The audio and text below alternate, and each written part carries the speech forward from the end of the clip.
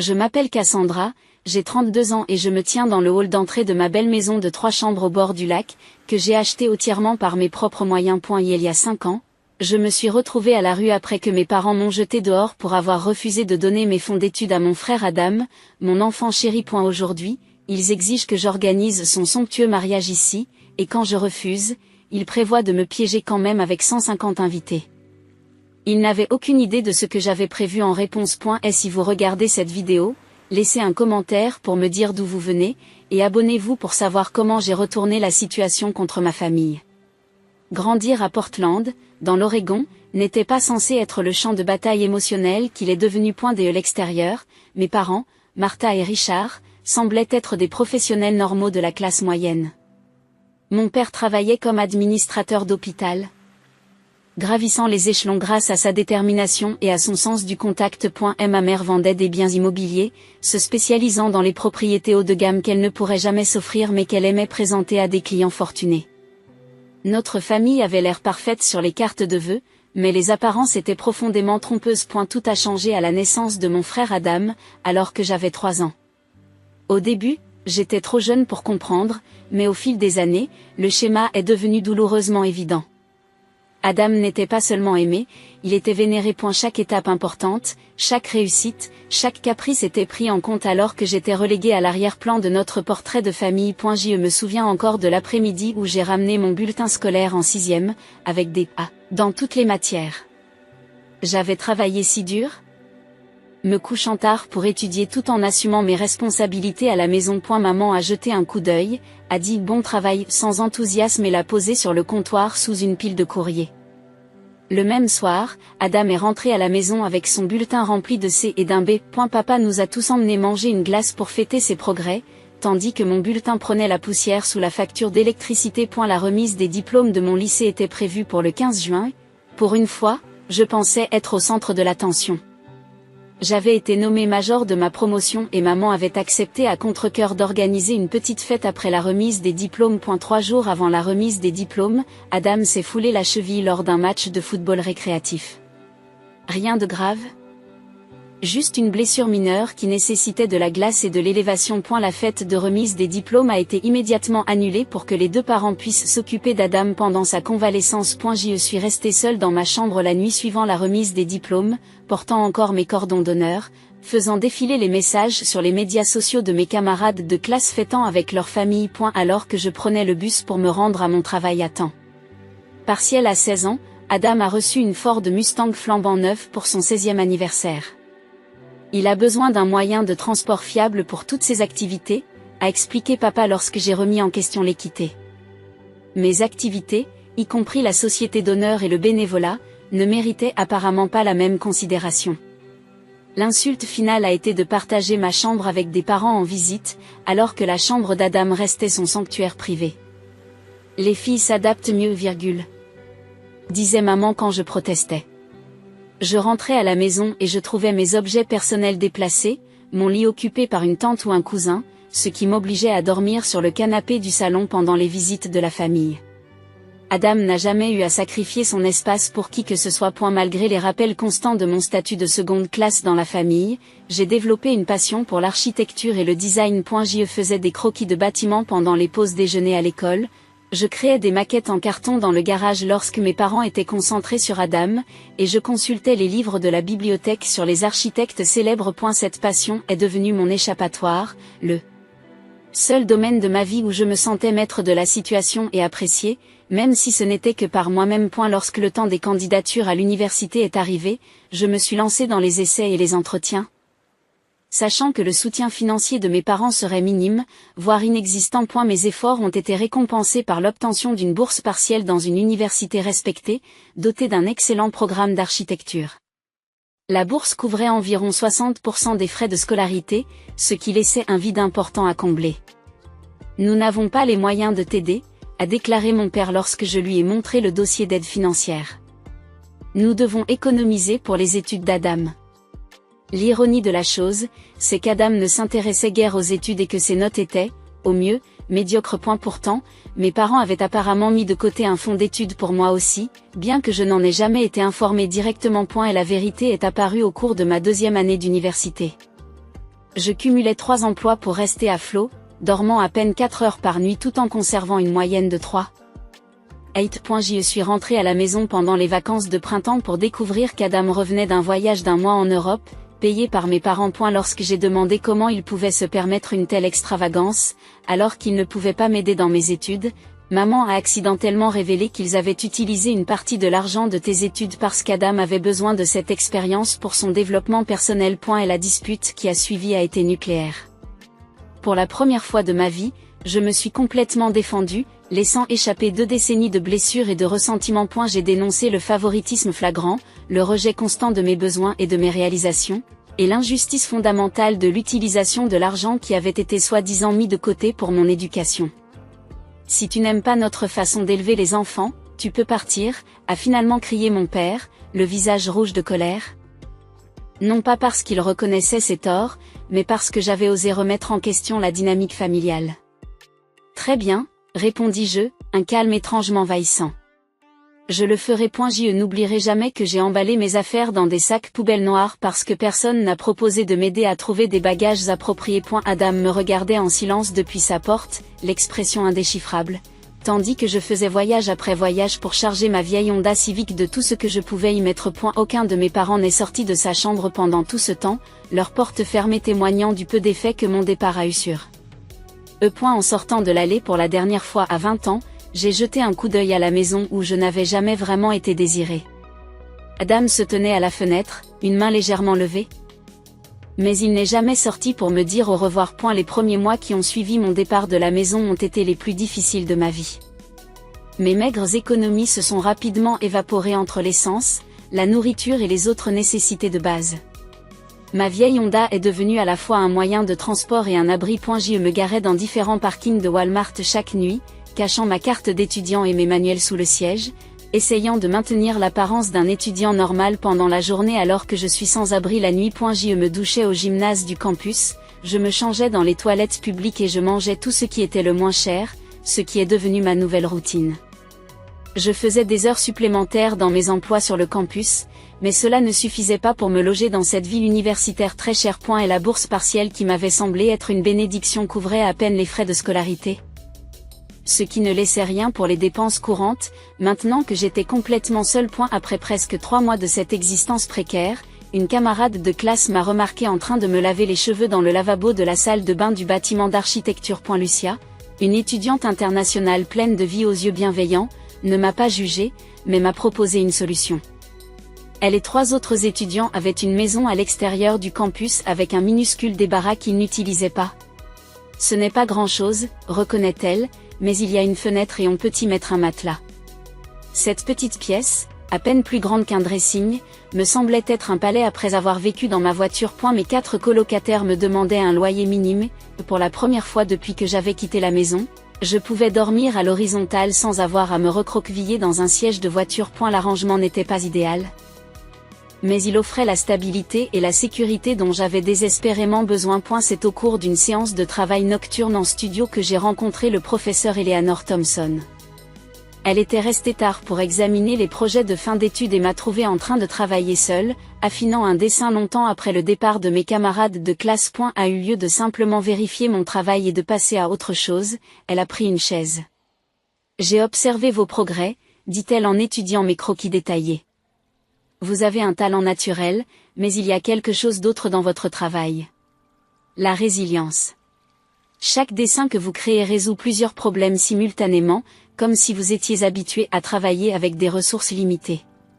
Son observation m'a tellement touché que les larmes me sont montées aux yeux avant que je ne puisse les arrêter. Le professeur Thompson n'a pas insisté sur les détails, mais elle m'a offert un mouchoir et sa carte de visite. J'ai des relations chez Westlake Architecture. Ils recherchent un stagiaire qui pense différemment. Le salaire n'est pas très élevé, mais l'expérience est inestimable. Ce stage est devenu ma bouée de sauvetage. Travailler 20 heures par semaine chez Westlake tout en conservant mes autres emplois et mon statut d'étudiante à temps plein était épuisant, mais pour la première fois, je faisais quelque chose qui correspondait à ma passion. Le modeste salaire du stage, combiné à mes autres revenus, m'a finalement permis de passer du débarras au partage d'une véritable chambre dans un autre appartement. Et elle n'a pas été facile de tout concilier. Je passais des cours à mon emploi sur le campus, puis au stage, et je travaillais sur mes devoirs jusqu'à 2 ou 3 heures du matin, avant de dormir quelques heures avant de recommencer. Les week-ends étaient occupés par des gardes dans un café local. À certains moments, j'ai failli craquer d'épuisement, mais l'alternative, abandonner et donner raison à mes parents, était impensable. Lorsque le jour de la remise des diplômes est enfin arrivé, j'ai traversé la scène avec les honneurs. Mon nom a été prononcé dans le silence, alors que d'autres élèves avaient des sections d'encouragement. Le professeur Eleanor s'est levé et a applaudi bruyamment depuis la salle des professeurs, rejointe par Lucia et mes autres colocataires. Leur soutien signifiait tout, même si les sièges vides que j'avais réservés pour ma famille restaient un douloureux rappel de ma réalité. Après la cérémonie, le professeur Eleanor m'a présenté son mari, James, un ingénieur en logiciel au grand cœur qui m'a immédiatement traité avec la chaleur que mon propre père n'avait jamais eue. Nous organisons une petite fête chez nous, m'a dit Eleanor. Rien d'extraordinaire, mais nous aimerions que vous vous joigniez à nous. Ce dîner improvisé de remise des diplômes avec Eleanor, James, Lucia et quelques autres proches est devenu le premier d'une longue série de rencontres qui allait définir la famille que j'avais choisie. Les premières années de ma carrière ont apporté leur lot de difficultés. Les postes de débutant en architecture étaient modestement rémunérés, et je commençais sans rien, sans filet de sécurité familiale sur lequel m'appuyer. Je vivais de manière frugale, partageais des appartements avec plusieurs colocataires et continuais à travailler en parallèle pour faire fructifier mes économies. Chaque petite promotion était ressentie comme une grande victoire. Chaque évaluation positive des performances me confirmait que j'étais sur la bonne voie malgré les obstacles. James et Lucia sont devenus mes soutiens constants. Lorsque j'ai été écartée d'une promotion que je méritais, ils ont écouté mes frustrations autour d'un dîner fait maison. Lorsque j'ai reçu mon premier prix de design, ce sont eux qui m'ont emmené fêter l'événement. Nous avons passé les fêtes ensemble, créant de nouvelles traditions qui ont contribué à atténuer la douleur de l'éloignement familial. À la suggestion d'Eleanor, j'ai commencé à voir un thérapeute pour traiter le traumatisme de mon enfance et de mon abandon. Le docteur Mitchell m'a aidé à comprendre que le favoritisme dont j'avais été victime n'était pas de ma faute, que le comportement de mes parents reflétait leurs propres problèmes plutôt qu'une quelconque déficience de ma part. Et la thérapie m'a donné des outils pour traiter ma colère et mon chagrin, même si la guérison s'est avérée être un long voyage sans solution miracle. Pendant tout ce temps, j'ai continué à me concentrer sur la construction de la vie que je voulais. J'ai économisé avec diligence, j'ai vécu en dessous de mes moyens et j'ai investi dans mon avenir. À la fin de la vingtaine, j'avais accédé à un poste de concepteur principal dans un cabinet respecté. J'avais obtenu ma licence d'architecte et je m'étais forgé une solide réputation professionnelle. 8 ans après avoir été chassé de la maison de mon enfance, j'ai réalisé ce qui me semblait impossible. Après des mois de recherche, de demandes de prêts hypothécaires et de négociations, j'ai trouvé la maison de mes rêves, une belle maison de 3 chambres surplombant un petit lac juste à l'extérieur de la ville. Et la propriété avait besoin de travaux, mais ses fondations étaient solides et son emplacement était parfait. Grâce à mes compétences en design, j'ai progressivement rénové chaque pièce, la transformant en une vitrine de mon style personnel et de mes compétences professionnelles. Le jour où j'ai reçu les clés reste l'un des moments les plus émouvants de ma vie. Debout, seul dans le salon vide, la lumière du soleil pénétrant par les grandes fenêtres sur le parquet, j'ai fondu en larmes. Bouleversé par le chemin parcouru. Après avoir dormi dans ma voiture et être devenu propriétaire d'une maison que la plupart des gens de 2 fois mon âge envieraient, je m'étais construit une vie que mes parents n'auraient jamais cru possible. Tout au long de ces années, le silence total de ma famille biologique a été à la fois douloureux et libérateur. Pas d'appel pour les anniversaires, pas de carte de vœux, pas même un SMS pour vérifier si j'étais en vie. Parfois, l'absence faisait plus mal que le rejet actif, l'indifférence confirmant le peu d'importance que j'avais eu dans leur vie. D'autres fois, la distance me protégeait, me permettant de grandir sans qu'ils minent constamment ma valeur. Chaque Thanksgiving, Noël et autres fêtes devinrent l'occasion de renforcer les liens avec la famille que j'avais choisie. James et Eleanor organisaient souvent des réunions auxquelles s'ajoutaient des amis, des collègues et d'autres personnes qui n'avaient pas de liens familiaux traditionnels. Lucia, qui est devenue ma meilleure amie, a apporté des traditions culturelles de son propre milieu, créant des célébrations multiculturelles qui semblaient plus authentiques que les fêtes tendues et performatives de mon enfance. À eu début de la trentaine, j'avais construit une vie remplie d'un travail intéressant, de relations authentiques et d'un foyer qui représentait la sécurité et l'accomplissement. Le voyage n'avait pas été facile, mais j'avais trouvé la paix malgré l'abandon de ma famille, du moins le croyais-je.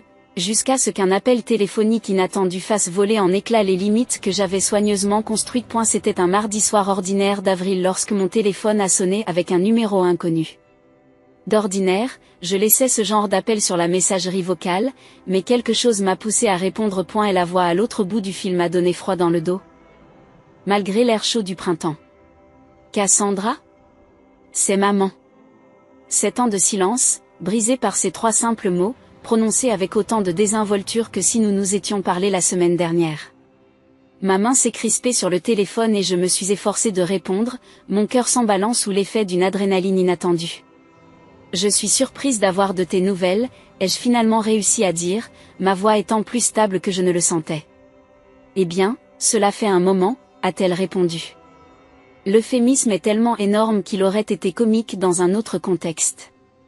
Pas d'excuses pour les années d'absence, pas de reconnaissance de la façon dont ils m'ont mise à la porte. Simplement, ça fait un moment, comme si nous nous étions simplement perdus de vue à cause d'un emploi du temps chargé plutôt qu'à cause d'un traumatisme familial.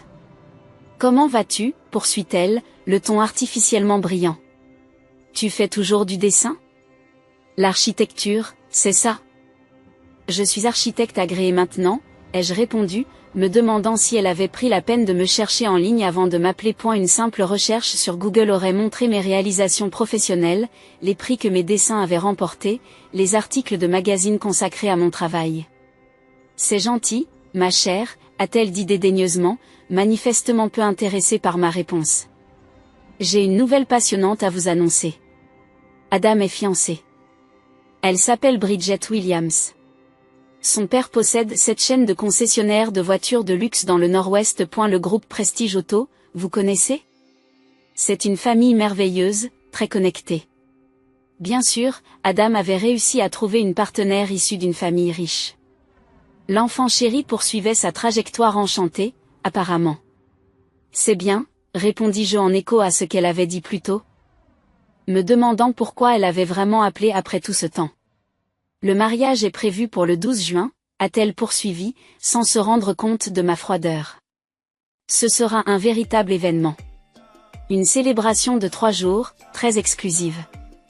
Tant mieux pour eux, ai-je répondu, attendant toujours de connaître le véritable but de cet appel. Cela n'a pas pris longtemps. Le fait est que sa voix s'est transformée en ce que j'ai reconnu comme son ton persuasif, celui qu'elle utilisait avec les clients réticents de l'immobilier. Il y a eu un petit problème avec le lieu. Le Lakeside Country Club a fait une double réservation, et l'autre partie a de l'ancienneté. Nous avons fait des pieds et des mains pour trouver un autre lieu qui réponde à la vision de Bridget. J'ai eu une sensation d'affaissement, comprenant soudain où cette conversation allait nous mener. Ton père et moi avons vu des photos de ta maison en ligne. Ce site immobilier, comment s'appelle-t-il ? Zillow ? La vue sur le lac est magnifique et la taille de la propriété semble parfaite. Nous avons pensé que ce serait la solution idéale pour y organiser le mariage. L'audace m'a laissé momentanément sans voix. Après 7 ans de silence total, après m'avoir chassé de leur vie, le premier contact de mes parents avait été d'exiger l'utilisation de ma maison pour le mariage de l'enfant chéri. Laissez-moi comprendre, ai-je dit lentement. Vous voulez organiser le mariage d'Adam chez moi ? Avec combien d'invités ? Environ 150, a-t-elle répondu avec désinvolture, comme si elle demandait à emprunter une tasse de sucre. La cérémonie aurait lieu vendredi soir, la réception samedi et un brunch d'adieu dimanche. Nous aurions besoin d'un accès le jeudi pour l'installation, bien sûr. Maman, dis-je, le mot me semble étranger sur ma langue après tant d'années. Cela ne marchera pas. C'est ma maison, pas un lieu d'événement. C'est un endroit parfait, a-t-elle poursuivi. Comme si je n'avais rien dit. Les invités auraient besoin des 3 chambres. Vous pourriez rester chez des amis pour le week-end, n'est-ce pas ? Les Williams sont prêts à payer le nettoyage professionnel après le mariage. La présomption était stupéfiante. Non seulement ils voulaient toute ma maison, mais ils s'attendaient à ce que je quitte ma propre maison pendant 5 jours. Je ne suis pas à l'aise avec ça, ai-je déclaré fermement. Je suis désolée pour leurs problèmes de salle, mais ma maison n'est pas disponible. Son ton a changé instantanément, la chaleur s'évaporant comme la rosée du matin sous la lumière crue du soleil. Il est temps d'oublier le passé, Cassandra. C'est ce que fait la famille. Ils s'entraident. Adam le ferait pour toi. Le ferait-il, demandai-je, sincèrement curieuse de savoir si elle le croyait vraiment. Le même Adam qui m'a regardé emballer mes affaires dans des sacs poubelles et qui n'a rien dit. La dame qui a bénéficié de mes fonds pour l'université? C'était il y a des années, m'a-t-elle répondu. Tu as toujours été rancunier. C'est ta chance de faire à nouveau partie de la famille, point. J'ai construit ma propre famille, ai-je répondu. Des gens qui se soucient vraiment de moi, ma réponse est non. J'ai entendu un bruissement, puis la voix de mon père a pris la ligne, toujours aussi bourrue et autoritaire. Cassandra, ne sois pas difficile. Ce mariage est important pour les liens qui pourraient bénéficier à chacun d'entre nous. Nous tous. Papa, tu ne m'as pas parlé depuis 7 ans. Tu m'as jeté dehors. Tu n'as pas le droit d'apparaître soudainement et de faire des demandes concernant mes biens. Il pourrait y avoir des conséquences à un refus, dit-il, sa voix s'abaissant à ce ton menaçant dont je me souvenais des confrontations de mon enfance. La famille Williams est très influente. Êtes-vous en train de me menacer en ce moment même, demandai-je. Étonné de voir à quel point les choses avaient peu changé. Je suis un adulte qui a sa propre vie. Vos menaces n'ont plus aucun pouvoir. Il y a eu une pause. Puis la voix d'Adam s'est fait entendre. Cass, c'est moi. Entendre la voix de mon frère après tant d'années m'a fait ressentir une vague d'émotion inattendue. Malgré tout, il y avait eu des moments dans notre enfance où il avait fait preuve de gentillesse, de brefs intermèdes, où nous avions été de simples frères et sœurs plutôt que des rivaux et des favoris. Et, Adam, dis-je en m'adoucissant légèrement. Cela nous aiderait vraiment, a-t-il dit, le ton mal à l'aise. Bridget est très stressée à l'idée de trouver un nouveau lieu de réunion. Je comprends que ce soit difficile, ai-je reconnu. Mais avoir 150 étrangers dans mon espace personnel n'est pas quelque chose que je suis prêt à faire. Avec les relations de la famille Williams, ils peuvent sûrement trouver un lieu approprié. Maman et papa ont dit que tu serais probablement difficile à ce sujet, a-t-il soupiré.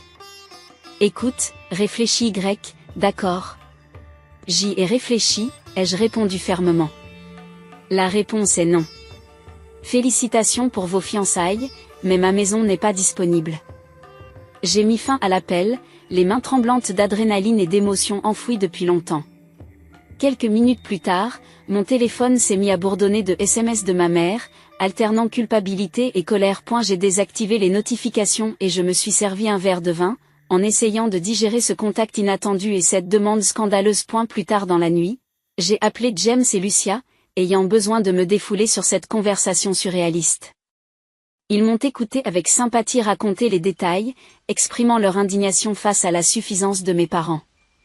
Quel culot de leur part, a fulminé Lucia.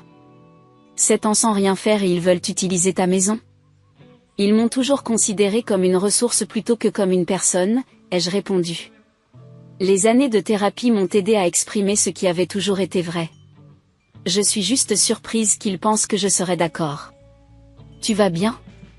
James a demandé, toujours perspicace sur les courants émotionnels sous-jacents. Entendre parler d'eux après tout ce temps a dû être un choc, indépendamment de ce qu'ils voulaient. Je suis ébranlée, ai-je admis, mais aussi bizarrement validée.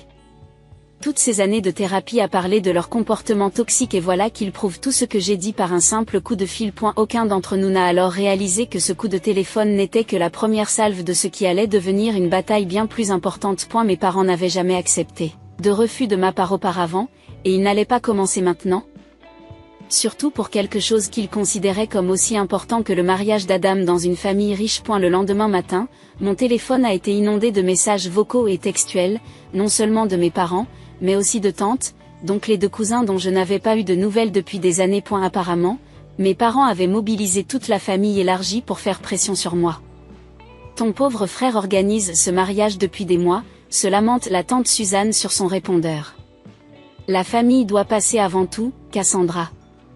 Nous nous demandons tous où tu étais pendant toutes ces années, commence le message de l'oncle Robert. Oubliant commodément qu'aucun d'entre eux ne m'a contacté après que mes parents m'ont mise à la porte. Il est temps de revenir au bercail et de faire ce qu'il faut. Tous les messages portaient sur le même thème. J'étais égoïste de ne pas permettre l'utilisation de ma maison. Je m'accrochais à des rancunes enfantines. Je devais grandir et aider ma famille. Personne n'a reconnu les années d'abandon ou ne s'est demandé pourquoi mes parents ne pouvaient pas trouver un autre lieu d'accueil. Alors que je mettais mon téléphone en silencieux pour me concentrer sur mon travail, un courriel provenant d'une adresse inconnue est apparu. L'objet du message était le suivant: à propos du lieu du mariage, belle-sœur à venir. Bridget Williams, la fiancée d'Adam, avait décidé de s'essayer à la persuasion. Son message était magistral. Elle commençait par exprimer sa sympathie pour les problèmes familiaux du passé, avant d'insister sur l'importance de commencer à guérir ses blessures en célébrant l'amour entre Adam et elle. Elle a décrit sa vision du mariage, avec des lanternes flottantes sur le lac et des quatuors à cordes sur la pelouse. Elle a insisté sur le fait que ma maison pittoresque serait parfaite, bien que les photos montrent qu'elle est plus grande et plus élégante qu'elle ne l'a admis. Nous vous dédommagerons bien sûr pour tout désagrément, écrit-elle. Mais je suis sûre que la joie de retrouver la famille et de participer à notre journée spéciale serait la plus belle des récompenses. Son ton m'a semblé condescendant et manipulateur, clairement inspiré par la version des événements de mes parents. Elle a terminé par un rappel peu subtil de l'influence de sa famille, en mentionnant les relations étroites de son père avec plusieurs cabinets d'architectes de la région. Quelque chose dans son courriel m'a incité à chercher des informations sur le mariage dans les médias sociaux. Ce que j'ai trouvé m'a laissé froid. Le mariage avait déjà un compte Instagram dédié, et le défilement des posts récents a révélé plusieurs photos qui avaient clairement été prises juste au-delà de la limite de ma propriété. Quelqu'un avait physiquement repéré ma maison à mon insu. Le site web du mariage, dont j'ai trouvé le lien sur l'Instagram de Bridget, était encore plus inquiétant. Là, en écriture élégante sur une photo de mon jardin et de la vue sur le lac, se trouvaient les détails d'une célébration de 3 jours dans une propriété familiale. L'adresse n'était pas indiquée publiquement, mais une section protégée par un mot de passe contenait vraisemblablement ces informations pour les invités. Le programme détaillait tout. De l'installation du jeudi au brunch du dimanche, avec des activités prévues sur l'ensemble de ma propriété, y compris les zones qui nécessiteraient l'accès à l'intérieur de ma maison. Ils avaient prévu d'utiliser ma chambre principale comme suite nuptiale, des chambres d'amis pour la famille proche, et de transformer mon salon et ma salle à manger en espace de réception. Tout cela avait été planifié sans mon consentement et sans que je le sache. Cette prise de conscience m'a fait ressentir un sentiment de violation, comme si mes limites avaient été non seulement franchies, mais aussi complètement ignorées. J'ai immédiatement appelé Adam, contournant nos parents pour le confronter directement. Pourquoi y a-t-il des photos de ma propriété sur le site de votre mariage ? J'ai exigé qu'il réponde. Et pourquoi a-t-on l'impression que vous avez déjà prévu d'utiliser ma maison alors que j'ai explicitement dit non ? Son hésitation m'a tout dit avant même qu'il ne parle. Écoute, Cass. Ce n'était pas mon idée. Maman et papa ont convaincu Bridget que ça marcherait. Comment ça ? J'ai dit non. Clairement et sans ambiguïté. Adam a poussé un gros soupir. Il pense que s'il se présente avec tout le monde, vous ne ferez pas de scène. Tu te sentiras obligé d'accepter plutôt que de refuser 150 personnes, y compris la famille de Bridget.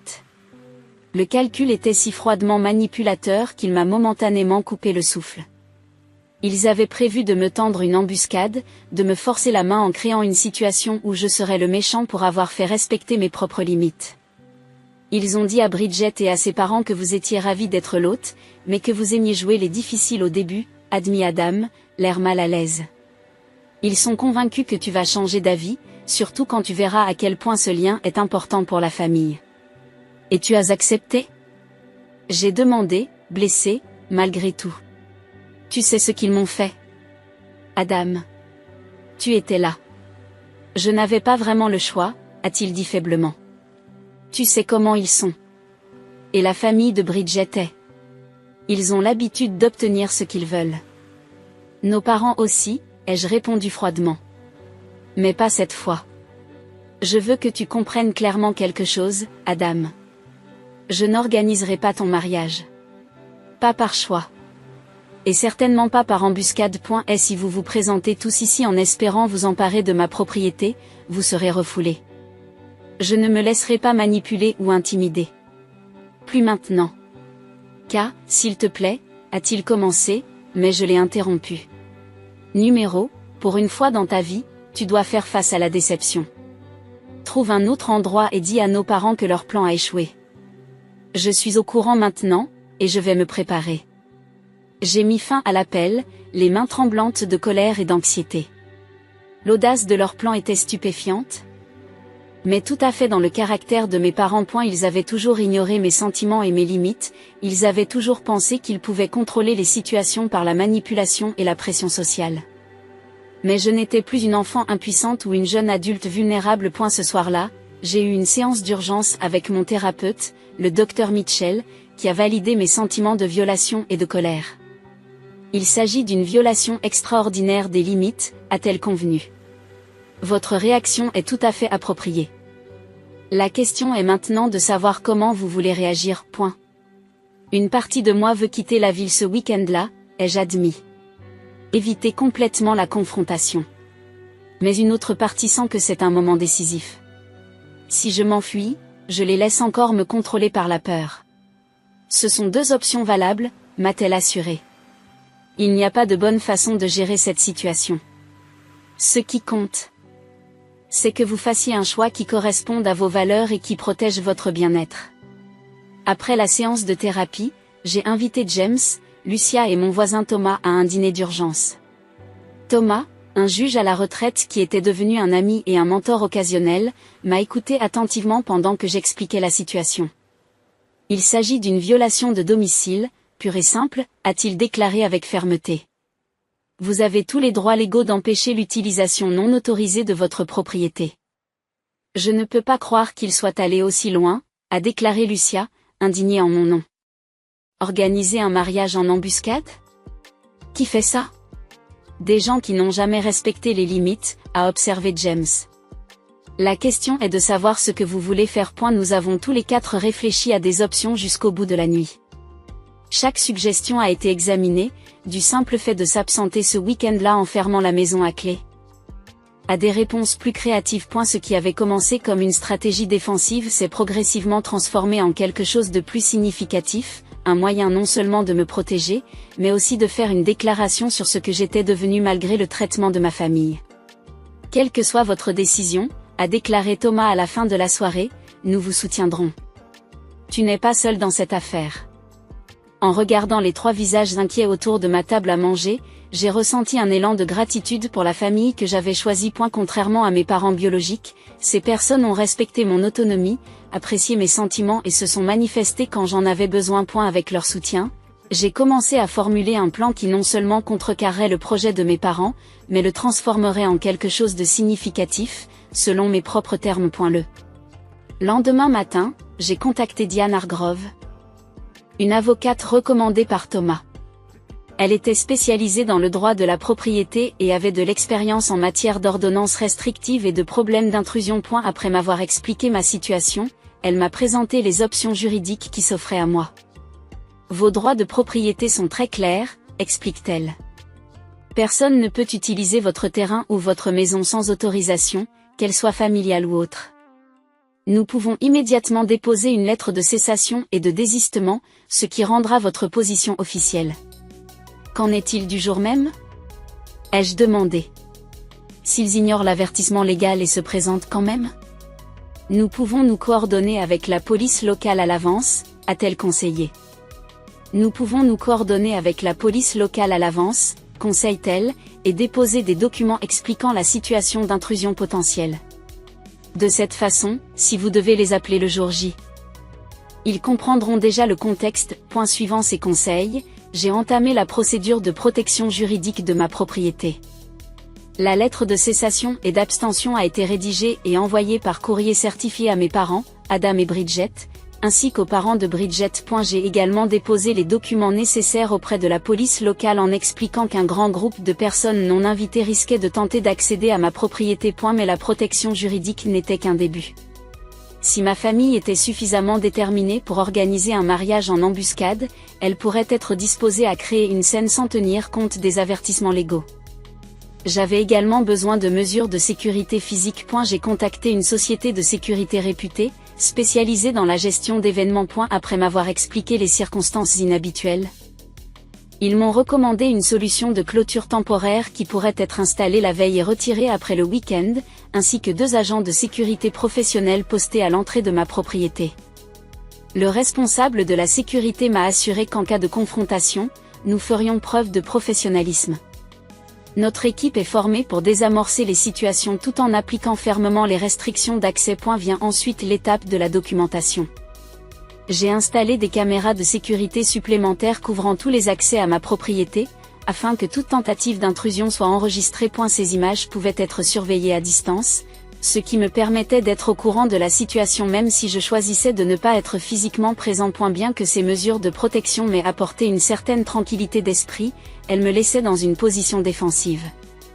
Après en avoir discuté avec mon cercle de soutien, j'ai décidé de transformer ce défi en une occasion de faire quelque chose de positif. C'est James qui a suggéré d'impliquer Hope Harbor, une organisation caritative locale qui soutient les jeunes sans-abri et auprès de laquelle je faisais du bénévolat depuis quelques années. Ma propre expérience du sans-abrisme avait rendu leur mission particulièrement significative à mes yeux, et j'avais participé à leur programme d'aide au logement. Et si, a proposé James, au lieu de bloquer l'événement de votre famille, vous organisiez un événement légitime, quelque chose de significatif qui reflète vos valeurs. L'idée a trouvé un écho profond. J'ai contacté Maria Sanchez, directrice exécutive de Hope Harbor, et lui ai expliqué la situation inhabituelle. Au lieu d'être découragée par les circonstances, elle s'est montrée enthousiaste à l'idée de cette possibilité. Nous voulions organiser une collecte de fonds au printemps, m'a-t-elle dit. Votre propriété au bord du lac serait parfaite pour une fête de jardin. Rien de trop grand. Environ 60 à 70 personnes. L'objectif serait de sensibiliser le public et de collecter des fonds pour notre nouveau projet de logement de transition. La synchronicité était parfaite. A eu lieu de voir 150 invités à un mariage envahir mon espace. J'allais accueillir des sympathisants d'une cause qui me tenait à cœur, des personnes qui comprenaient la valeur d'un logement sûr et qui respectaient les limites. J'ai également contacté mes voisins, leur expliquant la situation et m'assurant qu'ils étaient au courant de la perturbation potentielle causée par ma famille et de mes plans alternatifs. À ma grande surprise et avec gratitude, ils se sont ralliés à moi. Plusieurs ont proposé leur aide pour l'événement caritatif, tandis que d'autres ont promis de m'alerter s'ils remarquaient une activité suspecte autour de ma propriété dans les jours précédant la date prévue. Poussant le plan plus loin, j'ai contacté les médias locaux pour qu'ils couvrent la collecte de fonds. Deux organes de presse locaux et un blog communautaire populaire se sont montrés intéressés par l'histoire d'intérêt humain d'un architecte prospère organisant un événement pour soutenir les jeunes sans-abri. Bien que je n'ai pas partagé tout le drame familial avec les journalistes, la présence programmée des médias ajouterait une couche supplémentaire de protection contre les plans de mes parents. Une fois l'événement caritatif programmé, j'ai travaillé avec Maria pour créer des bannières et des panneaux qui indiqueraient clairement à toute personne arrivant qu'il s'agissait d'une collecte de fonds officielle de Hope Harbor, et non d'un lieu de mariage. Des grands panneaux de bienvenue, des stands d'information sur le sans-abrisme chez les jeunes et des stations de dons seront installés à l'entrée de ma propriété. Tout au long de cette période de planification, j'ai continué à travailler avec le Dr Mitchell pour me préparer émotionnellement à la confrontation potentielle. Nous avons fait des jeux de rôle, pratiqué des techniques d'ancrage pour gérer l'anxiété et élaborer des scripts clairs sur ce que je dirais si je devais faire face aux tentatives de manipulation de mes parents. N'oubliez pas, souligne le Dr Mitchell, que vous fixez une limite saine. Leur réaction à cette limite n'est pas de votre ressort. Vous pouvez être ferme sans être cruel, clair sans être combatif. James, Lucia et plusieurs autres amis proches se sont arrangés pour être présents le jour J, créant ainsi un tampon de soutien entre moi et tout drame familial qui pourrait survenir. Ils se sont répartis les responsabilités, veillant à ce que l'événement caritatif légitime se déroule sans encombre et que tout visiteur indésirable soit intercepté avant d'arriver jusqu'à moi. 2 jours avant la date prévue, j'ai reçu un message inattendu de ma cousine Megan, le seul membre de la famille qui avait occasionnellement gardé le contact au fil des ans, mais toujours avec prudence pour éviter de mettre mes parents en colère. Je viens d'apprendre l'organisation du mariage, écrit-elle. Je voulais te prévenir qu'ils ont toujours l'intention de se présenter chez toi vers 15h vendredi, une trentaine de personnes arrivent tôt pour l'installation, y compris les traiteurs. Le reste arrivera samedi matin. Ils disent à tout le monde que vous avez enfin vu la raison. Préparez-vous. Je les remerciais pour cet avertissement, qui n'a fait que confirmer ce que je soupçonnais déjà. Malgré les avis juridiques et l'absence de réponse de ma part, mes parents poursuivaient leur plan. Apparemment convaincus que leur démonstration de force viendrait à bout de ma résistance. Et la nuit précédant le jour prévu du mariage, j'ai vérifié et revérifié tous les préparatifs. La clôture temporaire avait été installée, délimitant clairement les frontières de ma propriété avec un seul point d'entrée contrôlé. Les caméras de sécurité fonctionnaient, les services de surveillance étaient activés. L'équipe de sécurité arriverait tôt le matin, suivie par les bénévoles de Hope Harbor pour mettre en place la collecte de fonds. En marchant dans ma maison tranquille ce soir-là, j'ai ressenti un mélange complexe d'émotions, de la tristesse pour les relations familiales qui avaient été irrémédiablement endommagées, de la colère face au manque de respect persistant, mais aussi de la fierté pour la personne que j'étais devenue en dépit de tout cela. Quoi qu'il arrive demain, je l'affronterai à ma façon, entourée de personnes qui se soucient sincèrement de moi, en soutenant une cause qui compte.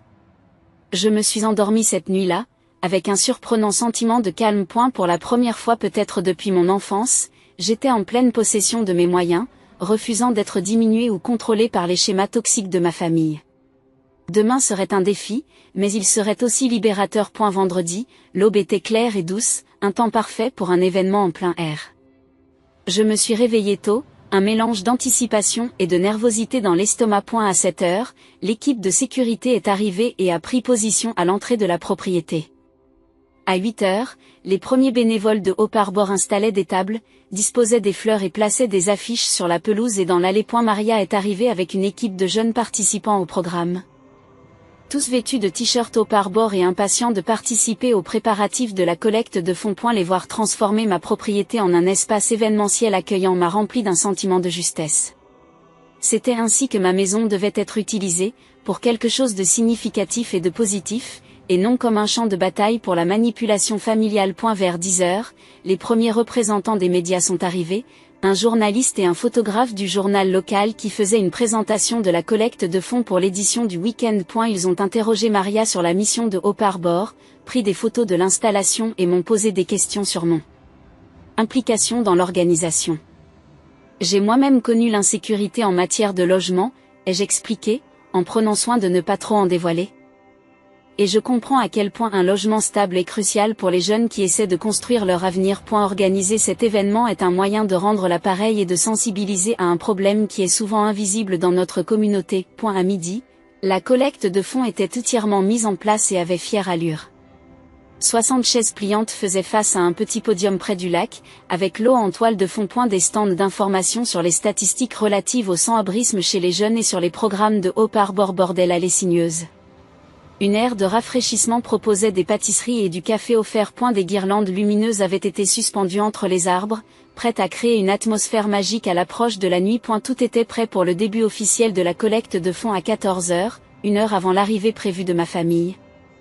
Selon les renseignements fournis par ma cousine. Mon équipe de soutien était en place, James et Lucia positionnés près de l'entrée, d'autres amis dispersés dans la propriété. Je me sentais aussi bien préparée que possible à la confrontation qui m'attendait. À 14h45, alors que la collecte de fonds commençait et qu'une quarantaine de personnes étaient présentes, l'équipe de sécurité a signalé par radio que plusieurs véhicules s'étaient arrêtés devant le portail. En regardant la caméra de sécurité sur mon téléphone, j'ai vu le SUV de luxe de mes parents à l'avant d'un petit convoi de voitures et de camionnettes de restauration. Ils sont là, ai-je dit à Maria, qui m'a serré le bras pour me soutenir. On s'en occupe, m'a-t-elle assuré. Il suffit de suivre le plan. J'ai regardé sur la caméra mon père s'approcher de l'agent de sécurité à l'entrée, faisant des gestes d'impatience. Même sans le son, je pouvais lire son langage corporel. L'attente légitime d'une conformité immédiate. L'agent de sécurité est resté calme, montrant du doigt les panneaux indiquant l'événement caritatif privé et expliquant vraisemblablement qu'il ne figurait pas sur la liste des invités. Ma mère a rejoint mon père, ses gestes animés devenant de plus en plus agités au fur et à mesure qu'elle se heurtait à un refus persistant. Derrière eux, je pouvais voir Adam et une femme, que je supposais être Bridget, émerger d'un autre véhicule, ainsi qu'un couple plus âgé qui devait être les parents de Bridget. D'autres voitures continuaient d'arriver, créant un groupe croissant d'invités de mariage confus et élégamment vêtus. Channel 2 signale que les invités du mariage tentent d'entrer par le bord du lac, dit une voix sur la radio de sécurité. Mon plan de secours, qui consistait à faire surveiller l'accès au bord de l'eau par une deuxième équipe de sécurité, s'avérait nécessaire. Il est temps de faire une apparition, a demandé James. S'approchant avec Lucia à ses côtés. J'ai acquiescé, prenant une profonde inspiration. Allons-y. Nous avons tous les trois marché calmement vers la porte d'entrée, où la confrontation s'intensifiait. Alors que nous approchions, j'entendis la voix de mon père, forte et autoritaire. Il s'agit d'un événement familial privé, insiste-t-il. Nous avons la permission du propriétaire. Non, vous ne l'avez pas, ai-je dit clairement alors que nous atteignions le portail. Mon père s'est retourné, un instant surpris, avant de reprendre une expression sévère. Cassandra, assez joué. Nous avons des invités qui arrivent. Ouvrez la porte immédiatement. Ce n'est pas un jeu, répondis-je d'un ton ferme. Il s'agit d'une collecte de fonds légitime pour Hope Harbor, une organisation qui soutient les jeunes sans-abri. C'est prévu depuis des semaines, et ce sont mes invités. J'ai fait un geste vers Maria, qui nous avait rejoints à la porte. Je suis Maria Sanchez. Directrice exécutive de Hope Harbor, se présente-t-elle avec professionnalisme. Nous sommes très reconnaissants à Cassandra d'avoir organisé notre collecte de fonds de printemps. Souhaitez-vous faire un don pour soutenir nos programmes? Le visage de ma mère s'est enflammé de colère. C'est ridicule. Nous avons organisé le mariage d'Adam ici. Les traiteurs attendent. Des gens sont venus de l'extérieur de l'État, point. Je n'ai jamais accepté d'organiser un mariage, ai-je déclaré fermement. En fait, j'ai explicitement refusé lorsque vous m'avez appelé. Vous avez reçu une lettre légale de cessation et de désistement, qui précise ma position. Cette propriété est ma résidence privée, pas un lieu de mariage, point. Nous sommes une famille, a grogné mon père, sa voix se faisant plus grave, menaçante. Tu ne peux pas faire ça à ton propre frère. La famille respecte les limites, virgule. Ai-je répondu. La famille ne prévoit pas de tendre une embuscade à quelqu'un dans sa propre maison. La famille ne jette pas quelqu'un dehors et ne s'attend pas à utiliser sa propriété des années plus tard. Une camionnette de reportage s'est arrêtée derrière la foule grandissante des invités au mariage. Un journaliste de la télévision locale était arrivé pour couvrir l'événement caritatif, mais il était maintenant témoin du drame qui se déroulait. Mon père remarqua la caméra et modéra son ton, même si son regard restait dur. Il est clair qu'il y a eu un malentendu, a-t-il dit. Plus pour le bénéfice des spectateurs que pour moi. Nous pouvons régler cela en privé, Cassandra. Il n'y a pas de malentendu, virgule. Ai-je rétorqué. Vous avez l'intention de pénétrer de force dans ma propriété malgré mon refus catégorique. Vous avez dit à la fiancée d'Adam et à sa famille que j'avais donné mon accord alors que ce n'était pas le cas. Vous avez trompé tous ces invités. J'ai fait un geste en direction de la foule grandissante des participants au mariage, qui étaient confus. C'était ton choix, pas le mien. Bridget s'est avancée, le visage crispé par une colère contrôlée. Tu as une idée de l'humiliation que cela représente? Tous nos amis et notre famille sont ici. Le dîner de répétition est censé avoir lieu ce soir. Je suis désolée que tu aies été trompée, ai-je dit sincèrement.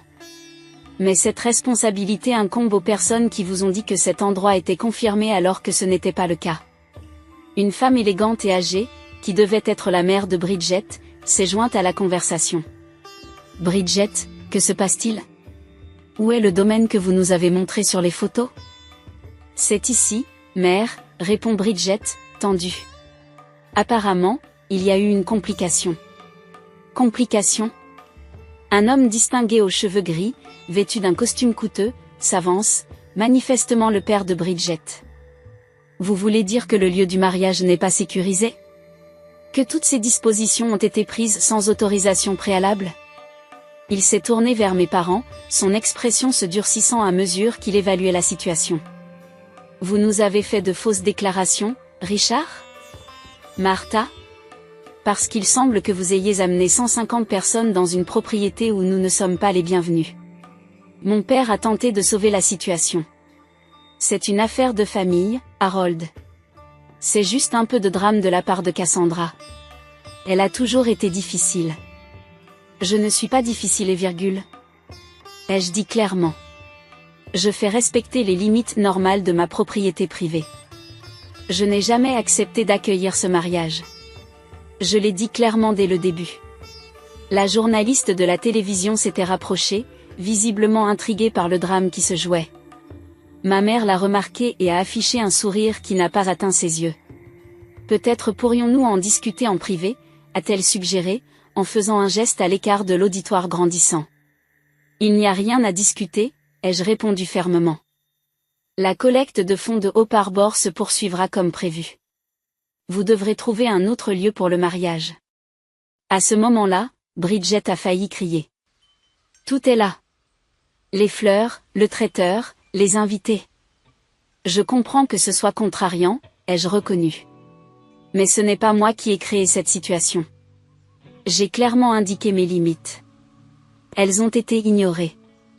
Adam, qui était resté silencieux pendant toute la durée de la confrontation, s'est finalement avancé. À ma grande surprise, il ne s'est pas joint à la campagne de pression. Elle a raison, dit-il calmement. Maman, papa, elle a dit non. Elle a été claire. Nous n'aurions pas dû faire ça. Mes parents se sont tournés vers lui, choqués. Adam, c'est ton mariage, siffle ma mère. Ne prends pas son parti maintenant. Il ne s'agit pas de prendre parti, a-t-il répondu, l'air sincèrement mal à l'aise. Il s'agit de la vérité. Nous savions qu'elle ne voulait pas de ça. Nous sommes venus quand même. Ce n'était pas bien. Ce soutien inattendu d'Adam changea complètement la dynamique. Bridget se tourne vers lui, incrédule. Tu savais que ça pouvait arriver ? Et tu ne me l'as pas dit ? L'affrontement prenait maintenant plusieurs directions, Bridget et ses parents demandant des explications à Adam et mes parents tentant de limiter les dégâts avec les différents invités du mariage qui s'étaient approchés pour comprendre le retard. Malgré tout, j'ai gardé mon calme. Me tenant fermement à la limite de ma propriété, soutenu par James et Lucia de chaque côté, avec Maria et l'équipe de Hope Harbor visible derrière nous. Le contraste n'aurait pas pu être plus clair entre le chaos de la tromperie de ma famille biologique et la famille stable, solidaire et choisie que j'avais construite. Nous avons un contrat avec les traiteurs. Mon père a essayé un dernier angle d'attaque. Nous devrons payer des milliers de dollars de frais d'annulation. C'est malheureux, ai-je reconnu, mais c'est la conséquence de l'organisation d'un événement dans un lieu que l'on n'a pas eu l'autorisation d'utiliser. Alors que la réalité de la situation finissait par s'imposer, les invités ont commencé à se disperser. Les invités confus ont regagné leur voiture, les traiteurs ont remballé le matériel inutilisé et les parents de Bridget l'ont emmené, une conversation intense avec Adam suivant derrière elle. Mon frère s'est retourné une fois, rencontrant mes yeux avec une expression complexe qui contenait des excuses, des regrets et peut-être un soupçon de respect retrouvé. Mes parents ont été les derniers à partir.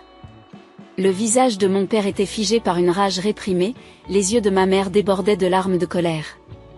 Vous avez tout gâché, cracha-t-elle. J'espère que tu es satisfait. Je n'ai rien gâché du tout, ai-je répondu d'un ton ferme. J'ai protégé mes limites, ce que j'ai appris à faire malgré, et non à cause de la façon dont tu m'as élevé.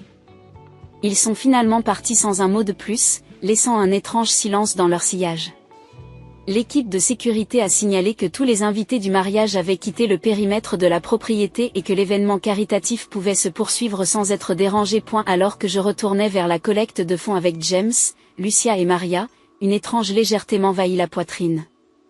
La confrontation que j'avais redoutée pendant des jours était terminée. Et j'étais resté fidèle à moi-même tout au long du processus. Je n'avais pas cédé à la pression ni perdu mon sang-froid, j'étais simplement resté fidèle à ma vérité. Tu as réussi, chuchote Lucia en me serrant la main.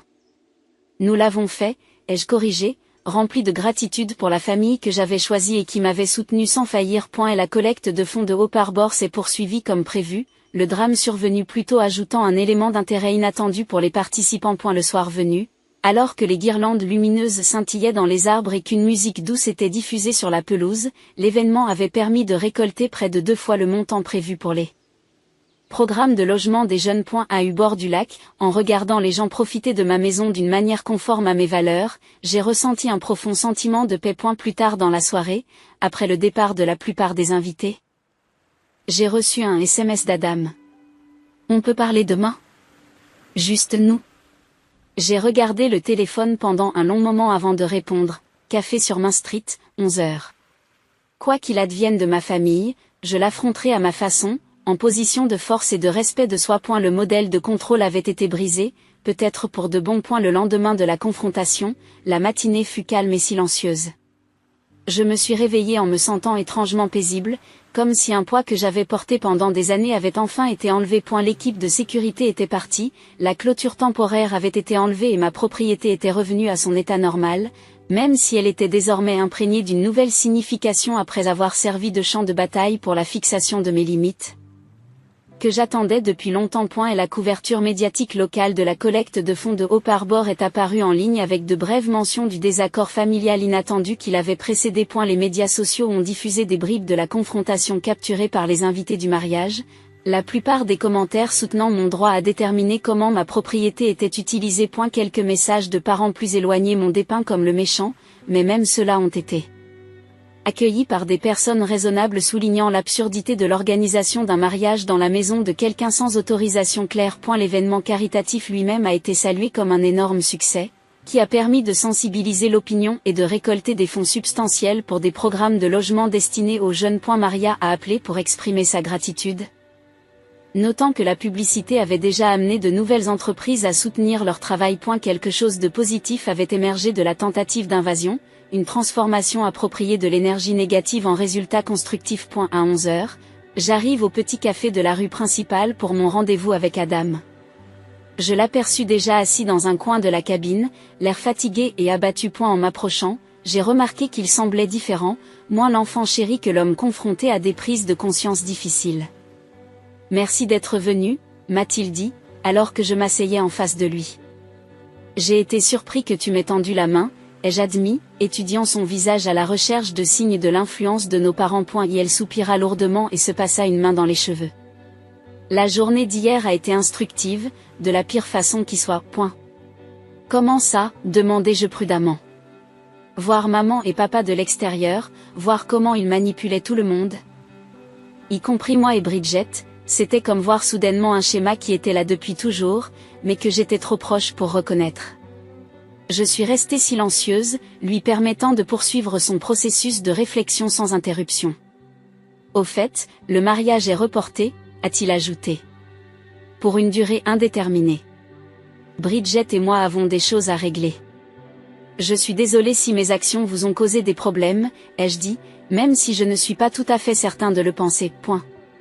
Ne t'excuse pas, a-t-il répondu rapidement. Tu as eu raison de faire ce que tu as fait. C'est à moi de m'excuser. Il m'a regardé droit dans les yeux. Je suis désolée, Cass. Pas seulement pour le fiasco du mariage, mais pour tout. Pour les avoir regardés te jeter dehors et n'avoir rien fait. Pour avoir bénéficié de leur favoritisme pendant toutes ces années. Pour la façon dont ils t'ont traité pendant toute notre enfance. Ces excuses m'ont pris au dépourvu. Dans tout ce que j'avais imaginé de cette confrontation et de ses suites, je ne m'étais jamais attendue à de véritables remords de la part d'Adam. J'ai toujours su que c'était mal, poursuivit-il tranquillement. La façon dont il me favorisait. 2 poids, 2 mesures. Enfant, je ne savais pas comment l'accepter. Adolescent, j'étais assez égoïste pour profiter des avantages. Quand j'ai eu l'âge de comprendre, le modèle était tellement établi qu'il semblait impossible de le changer. Tu aurais pu me tendre la main après qu'ils m'ont mis à la porte, ai-je fait remarquer, un soupçon d'ancienne blessure refaisant surface malgré tous mes efforts. J'aurais dû, a-t-il reconnu. Je voulais le faire. Mais j'étais lâche. J'avais peur de perdre leur approbation, leur soutien. Ce n'est pas une excuse, juste la pathétique vérité. Nous sommes restés un moment en silence, le poids des années de dysfonctionnement familial pesant entre nous. Quand avez-vous commencé à voir un thérapeute ? Ai-je demandé, reconnaissant le langage de la conscience de SOI. Elle a eu l'air surpris. Comment l'avez-vous su ? Une partie de ce que vous dites. Les idées. Elles ressemblent aux prises de conscience qui résultent d'une bonne thérapie. Il y a 3 mois, a-t-il admis. Quand l'organisation du mariage a commencé à prendre de l'ampleur, Bridget a remarqué à quel point j'étais anxieux chaque fois que papa et maman étaient impliqués dans les décisions. Elle m'a suggéré de parler à quelqu'un. Il esquisse un sourire gêné. Elle n'avait aucune idée de ce qu'elle déclenchait. La thérapie a le don de vous faire voir les choses que vous avez évitées, ai-je reconnu en pensant à mon propre parcours. J'ai été bouleversée, a-t-il avoué. commencer à comprendre à quel point notre famille est dysfonctionnelle, comment la dynamique nous a façonnés tous les deux de différentes manières. Tu étais le bouc émissaire, j'étais l'enfant chéri, mais aucun des deux rôles n'était sain. La conversation s'est poursuivie pendant près de 2 heures, approfondissant les souvenirs d'enfance partagés, vus maintenant à travers des perspectives d'adultes, comparant les notes sur les tactiques de manipulation de nos parents, et reconstruisant soigneusement une connexion provisoire en tant que frère et sœur plutôt qu'en tant que rivaux. Adam a révélé que sa relation avec Bridget était sérieusement remise en question. Après hier, elle a vu exactement ce que tu as vécu. Elle se demande si elle veut se marier dans cette dynamique familiale, et honnêtement, je ne lui en veux pas. Et ses parents ? J'ai demandé. Me souvenant du couple distingué qui avait semblé consterné par le comportement de mes parents. Monsieur Williams m'a pris à part par la suite, dit Adam avec une grimace. Il m'a dit qu'il n'avait jamais vu une telle suffisance dans sa vie. Si c'était ainsi que mes parents se comportaient, il avait de sérieuses inquiétudes quant au bonheur futur de sa fille. Cela a dû être difficile à entendre, ai-je observé. Mais c'était nécessaire, a répondu Adam. Parfois, il faut une personne extérieure pour nommer ce que l'on a normalisé. Alors que notre rencontre touchait à sa fin, Adam demanda avec hésitation, serait-il possible de rester en contact ? Je comprends que vous ne soyez pas prêt pour cela. J'ai examiné attentivement sa demande. Je pense que nous pourrions essayer, dis-je finalement, lentement, sur un terrain neutre comme celui-ci, et avec des limites très claires concernant nos parents. Point. Absolument, virgule. A-t-il rapidement accepté. Ce serait juste entre nous. Je ne te demande pas de te réconcilier avec eux. Point. Bien, parce que ce n'est pas le cas, ai-je affirmé fermement.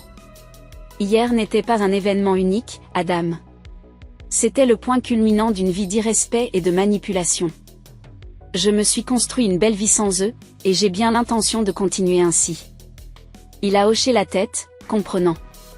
Pour ce que ça vaut, je pense que tu as fait des choses incroyables de ta vie. La personne que tu es devenue, ta maison, ta carrière, tes actions caritatives, c'est incroyable, surtout quand on sait avec quoi tu as commencé. Son admiration sincère signifiait plus que ce à quoi je m'attendais. Je vous remercie. Ça n'a pas été facile, mais ça en valait la peine. Nous nous sommes quittés sur une accolade timide, conscients tous deux que la reconstruction de la confiance serait un long processus dont le résultat n'était pas garanti. Mais pour la première fois depuis l'enfance. J'ai senti une lueur de possibilité qu'Adam et moi puissions finalement avoir une forme de relation saine entre frères et sœurs. Dans les semaines qui ont suivi, mes parents ont tenté diverses formes de représailles. Ils ont envoyé une lettre officielle de menace d'action en justice pour détresse émotionnelle causée par l'annulation du mariage, que mon avocat a rapidement rejeté comme étant sans fondement. Ils ont essayé de contacter mon employeur en lui faisant part de vagues allégations concernant ma conduite professionnelle, mais ma réputation établie et mon portfolio parlaient d'eux-mêmes. Ils ont même tenté de monter la famille élargie contre moi, bien que les faits aient été minimes compte tenu de notre relation déjà distante. Chaque tentative de punition n'a fait que renforcer ma conviction que le maintien de la distance était le choix le plus sain. Mon thérapeute m'a aidé à gérer ces événements sans retomber dans d'anciens schémas émotionnels. En se concentrant plutôt sur ma croissance continue et sur la famille choisie qui avait prouvé sa valeur pendant la crise. James et Lucia sont restés des soutiens indéfectibles, prenant régulièrement de mes nouvelles et m'aidant à célébrer la réussite de l'établissement des limites plutôt que de m'appesantir sur le drame familial. Tu devrais être incroyablement fière, a insisté Lucia lors d'un dîner chez elle. Tenir tête à la pression familiale est l'une des choses les plus difficiles que l'on puisse faire. Mon travail avec Oparbor a pris de l'ampleur à la suite de cette collecte de fonds réussie. J'ai rejoint leur conseil consultatif, offrant à la fois une expertise architecturale pour leur projet de logement et une vision personnelle des besoins des jeunes confrontés à l'insécurité du logement. Le lien entre mes luttes passées et ma stabilité actuelle a créé une passerelle significative qui a permis à mes difficultés de servir un objectif plus important. Adam et moi avons continué à nous reconnecter avec soin, en prenant un café toutes les quelques semaines, en épluchant à chaque fois une nouvelle couche de notre histoire commune compliquée. Elle a commencé à suivre des séances de thérapie plus fréquemment, travaillant sur ses propres problèmes en tant qu'ancien enfant chéri et sur la culpabilité complexe que le rôle avait créée. Nous étions en train de construire quelque chose de nouveau, ni complètement guéri ni complètement brisé, mais honnête comme notre relation ne l'avait jamais été auparavant. 6 mois après la confrontation, j'ai organisé un autre événement chez moi. Cette fois une petite réunion de ma famille élue pour célébrer 5 ans d'accession à la propriété. Alors que le crépuscule tombait et que nous étions assis sur la terrasse surplombant le lac, les verres levés en guise de toast, j'ai ressenti un profond sentiment de gratitude pour le voyage qui m'avait amené jusqu'ici. Aux frontières, a proposé James en levant son verre. À la famille choisie, a ajouté Lucia. À l'écriture de votre propre histoire, ai-je conclu, indépendamment de la façon dont les autres essaient de vous définir. La voie à suivre n'était pas parfaitement claire ni sans défi. Les blessures familiales ne guérissent pas du jour au lendemain, et fixer des limites n'est pas un événement ponctuel, mais une pratique permanente. Pourtant, j'avais prouvé à moi-même et aux autres que je pouvais rester ferme dans ma vérité. Protéger ce que j'avais construit et transformer les tentatives de contrôle en opportunités de croissance. En refusant d'organiser le mariage de mon frère, j'avais en fait organisé quelque chose de bien plus important. Ma propre libération des schémas familiaux toxiques. Cette liberté valait plus que la paix momentanée qui aurait pu résulter de la conformité, plus que toute réunion de famille superficielle fondée sur un manque de respect permanent. Je continue à construire et à renforcer la famille que j'ai choisie, ces relations fondées sur le respect mutuel, l'attention sincère et des limites saines. Je m'efforce d'utiliser mon histoire pour aider d'autres personnes qui ont connu le rejet familial ou le sans-abrisme, en transformant la douleur en objectif. Je reste ouverte à une connexion authentique avec ceux qui font preuve d'un véritable changement, y compris mon frère. Tout en me protégeant de ceux qui restent attachés à la manipulation et au contrôle. Avez-vous déjà dû fixer des limites difficiles avec des membres de votre famille ? Qu'est-ce qui vous a aidé à rester fort lorsqu'ils ont essayé de vous repousser ? Partagez vos expériences dans les commentaires ci-dessous, et si cette histoire vous a touché, n'hésitez pas à aimer et à vous abonner pour recevoir d'autres histoires sur le maintien des limites et la construction d'une vie selon vos propres termes. Rappelez-vous que votre valeur n'est pas déterminée par ceux qui ne pouvaient pas l'avoir, et que parfois la famille que nous choisissons apporte plus de guérison que celle dans laquelle nous sommes nés. Je vous remercie d'avoir écouté mon parcours et je vous souhaite de trouver la force d'écrire votre propre histoire.